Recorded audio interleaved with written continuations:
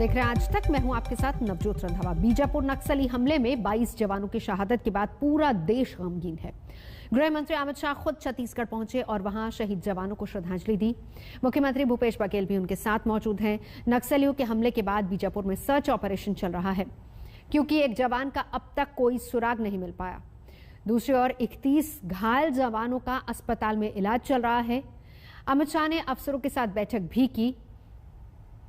2 तस्वीरें, बैठक की भी तस्वीरें, क्योंकि समीक्षा भी करनी है। क्या वजह, क्या कारण रहे, इसके बारे में भी अमित शाह जानने के लिए अफसरों के साथ बैठक कर रहे हैं। वहीं दूसरी तस्वीर देखिए, श्रद्धांजलि दे रहे हैं अमित शाह, अंतिम विदाई। परिवार का रो रो कर बुरा हाल, क्योंकि अपनों को खो दिया।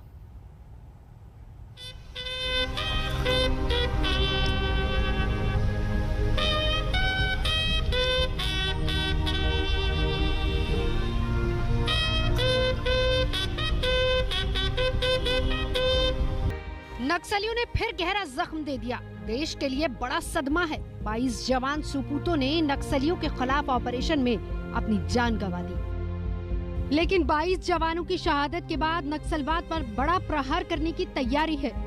बीजापुर की खून से सनी मिट्टी से ही इसका आगाज होगा, जहां नक्सलियों ने कायराना हमले को अंजाम दिया। बहुत सारे दोस्त हमारे हैं, कुछ बचे हुए हैं जो जा रहे हैं इलाज के लिए। बीजापुर में यही वो जगह है जहां 3 अप्रैल को सुरक्षा बलों पर घातक हमला हुआ। उस हमले की इनसाइड स्टोरी आपको बताते हैं। दरअसल सुरक्षा बलों को खबर थी कि बीजापुर सुकमा बॉर्डर पर टॉप नक्सली कमांडर हिडमा मौजूद है।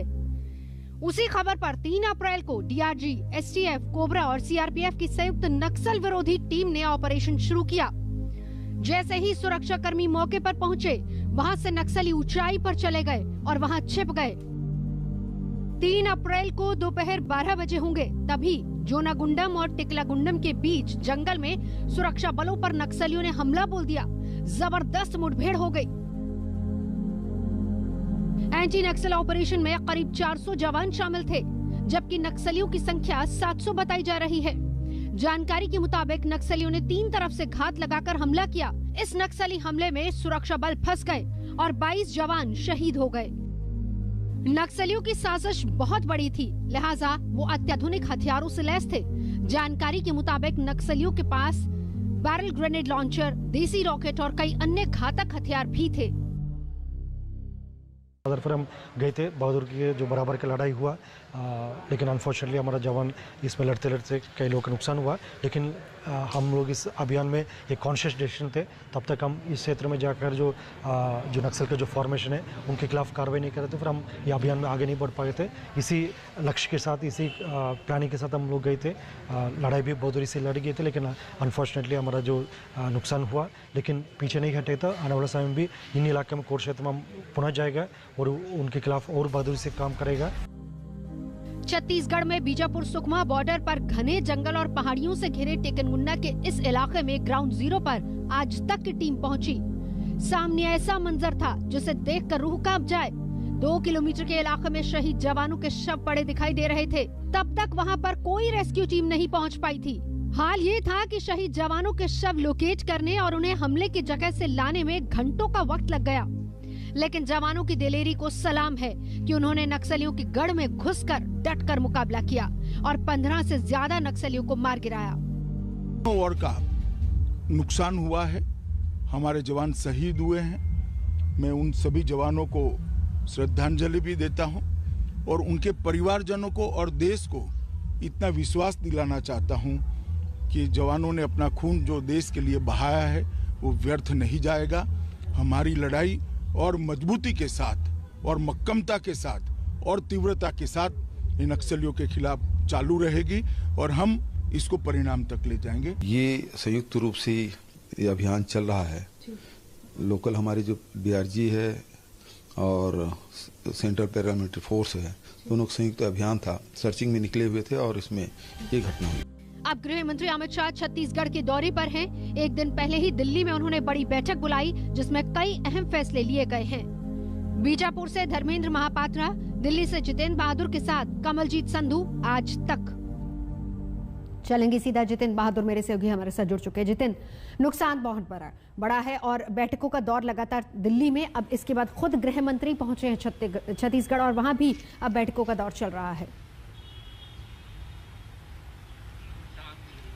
बिल्कुल नवजोत, केंद्रीय गृह मंत्री अमित शाह छत्तीसगढ़ में भी इस बात को लेकर के एक समीक्षा बैठक कर रहे हैं कि आखिर किस तरीके से जो ऑपरेशन करने के लिए जवान निकले थे। जो हमारे पास इस वक्त जानकारी आ रही है उसके मुताबिक सुरक्षा बलों की तरफ से नक्सलियों के खिलाफ ऑपरेशन लॉन्च किया गया था, जिसमें ये पता चला था सुरक्षा बलों को कि इस इलाके में जो सुकमा और बीजापुर का बॉर्डर का इलाका है वहाँ पर नक्सलियों का जमावड़ा देखा जा रहा है और वहाँ पर वो लोकल लोगों को भर्ती करने का एक बड़ा अभियान शुरू करने वाले थे। इस बात की जानकारी सुरक्षा बलों को जब मिली तो उसके बाद उन लोगों ने इनके खिलाफ एक ऑपरेशन लॉन्च किया। लेकिन जिस तरीके से जब ऑपरेशन करके कुछ जवान वापस लौट रहे थे तो वैसे में नक्सलियों के ट्रैप में वो लोग फंस गए और उसमें भारी नुकसान सुरक्षा बलों को हुआ है।